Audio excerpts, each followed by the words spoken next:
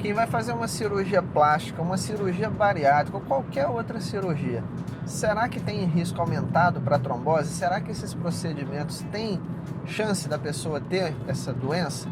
Eu sou Antônio Casselli, sou cirurgião vascular. Trago conteúdo para você todo santo dia para te ajudar a blindar a sua circulação contra a trombose.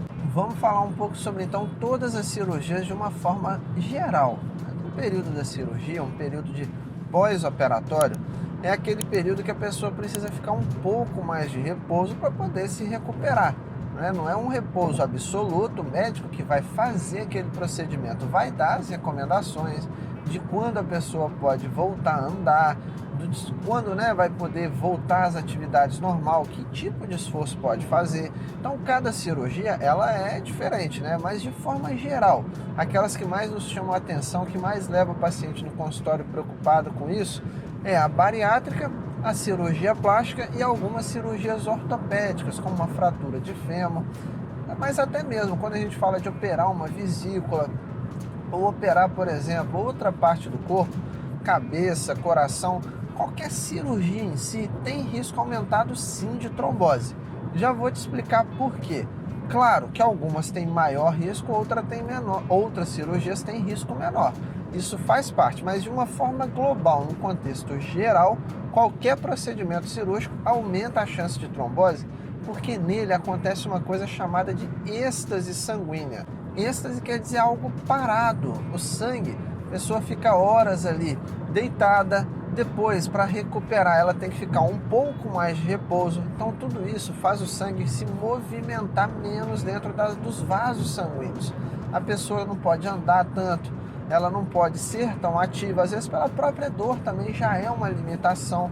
Então qualquer cirurgia ela causa sim, então qualquer cirurgia é um fator de risco para trombose. Mas é só cirurgia, Antônio? Não. A êxtase, que é o sangue um pouco mais parado dentro das veias, pode acontecer naquela pessoa que faz uma viagem longa, seja uma viagem de avião, uma viagem de carro, uma viagem de ônibus. Não dá para a pessoa andar tanto. Para aquela pessoa que fica várias horas do dia parada no trabalho, para aquela pessoa que é acamada, às vezes teve algum problema e não consegue andar mais. Então qualquer coisa que deixa a pessoa com limitação, com restrição de movimento, de andar, de caminhar, pode causar trombose através de um mecanismo chamado de êxtase sanguínea, que significa que o sangue está mais parado, está circulando um pouco menos no organismo.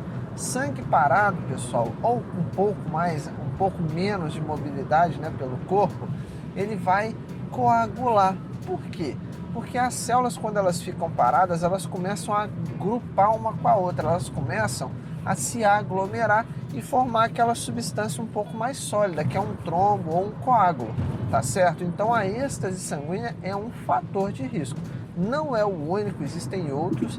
Na verdade, tudo isso foi descrito por um cientista alemão chamado Rudolf Virchow, que fez uma descrição muito boa sobre uma tríade chamada de tríade de Virchow, que é distúrbios no movimento do sangue, que a gente falou aqui agora, que é a êxtase, a hipercoagulabilidade, que são condições do nosso corpo que aumentam a coagulação, por exemplo, o uso de toxinas como cigarro, toxinas como hormônios, toxinas da alimentação, e o terceiro pilar são as lesões nos vasos sanguíneos, uma pancada, o uso de catéter, por exemplo, para fazer um exame, para fazer um remédio. Então são essas três coisas que a gente chama de tríade de Virchow. Qualquer coisa que esteja englobada nessa tríade é um fator de risco para trombose, é um causador da trombose, tá bom? Então sim, as viagens, as cirurgias,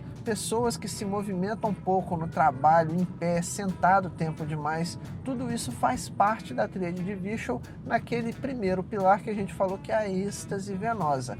Tá, Antônio, mas você veio aqui só para me dar notícia ruim? Eu tô doida para fazer uma cirurgia plástica, tô doida para fazer minha bariátrica, você me desanimou.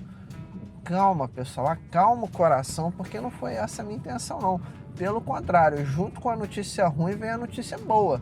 Por quê? Porque tem várias coisas que você pode fazer para diminuir esse risco, tá certo? Então, A primeira delas, né, uma das coisas principais que eu já falei aqui no contexto global, é eliminar alguns fatores de risco.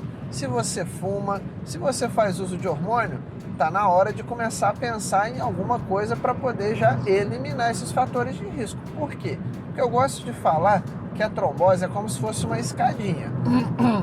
Se você faz uso de cigarro, você está no primeiro degrau. Se você ingere um monte de toxina na sua alimentação, você já subiu um degrau. Se você faz uso de anticoncepcional, mais um degrau. Se você vai operar, outro degrau. Então, pessoal, a gente tem que diminuir o máximo possível da quantidade de fatores de risco que a gente apresenta. Então é para eu parar o meu anticoncepcional? Não, pessoal, isso é só se tiver orientação médica. Tá, Antônio, mas além dos fatores de risco, tem outras coisas que eu posso fazer? Tem a meia de compressão. Então ficou fácil agora, Antônio. Minha amiga operou com um cirurgião tal, ela usou uma meia, já vou pedir aqui a meia dela emprestada. Vou fazer o uso da meia, já que ela usou, eu vou usar também. Também não é por aí, pessoal. Nosso objetivo aqui é informativo, é trazer informação boa para vocês. E o correto é você pegar essas orientações com o médico que vai te operar. Ele que vai dizer se na sua cirurgia você pode operar usando a meia, se a meia está indicada para o seu caso, se a meia da sua amiga vai ser boa para você. Por quê? Se você pega a camisa, a blusa ou a calça do seu colega, da sua amiga, do seu pai, da sua mãe, ela pode ficar boa em você ou não. Pode ficar grande, pode ficar pequeno, a meia é a mesma coisa. Ela pode ficar grande, ficar pequena e não fazer o efeito desejado. Se ela ficar pequena, ela pode até te machucar e prejudicar a circulação, porque ela está apertando demais, está garroteando a sua perna. E se ela ficar grande demais, ela vai ficar frouxa, não vai fazer o efeito desejado, vai ficar larga, não vai fazer a ação que a gente quer. Então, pessoal, o nosso encontro aqui hoje tem um objetivo informativo de falar o quê? Que sim, a cirurgia plástica, a cirurgia bariátrica e qualquer outra cirurgia tem maior chance de ter uma trombose, só que existem várias coisas que você pode fazer para prevenir, para diminuir esse risco, tá bom? A principal delas é o quê? É procurar auxílio com o profissional que vai te operar, que vai te auxiliar nesse período, para poder te dizer exatamente tudo aquilo que você pode fazer para poder evitar uma trombose, tá certo? Seja isso, eliminar alguns fatores de risco, como parar de fumar, suspender o anticoncepcional se o médico achar que não tem problema. Às vezes, para aquela cirurgia, não é necessário fazer essa suspensão. Passar uma meia de compressão adequada para você, que vai fazer o efeito desejado, dentre várias outras medidas que podem ser tomadas. Então, se você gostou desse vídeo, dá o seu like, a sua curtida aí, se inscreve no nosso canal e não faça só isso não, manda esse vídeo para outra pessoa.